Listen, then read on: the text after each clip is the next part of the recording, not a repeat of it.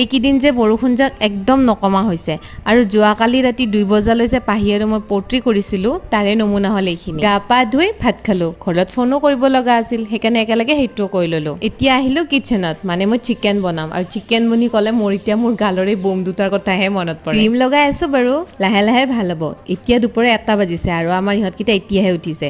বিচনা পৰা হোৱাৰ লগতে মোৰ চিকেন বনোৱা কমপ্লিট হৈ গ'ল। ভাত খাওঁতে আমাৰ দেৰিয়ে হ'ব, তাতে আৰু বৰষুণৰ বতৰ, সেইকাৰণে কুচুম বাইদেউ আৰু মই আমি দুটা একাপ চাহ খাই ল'লোঁ। নাজানো আৰু দেই, মই আহিলে আমাৰ পাহিৰ কি হয়। যোৱাকালি কেক বনোৱা কমপ্লিট হৈছিলহে, আজি আৰু চুলি হাইলাইট কৰা যায়। মানে সদায় সদায় নতুন নতুন এক্সপেৰিমেণ্ট। ইহঁতৰ লগত সময়খিনি কেনেকে যায় একদম গম নাপাওঁ।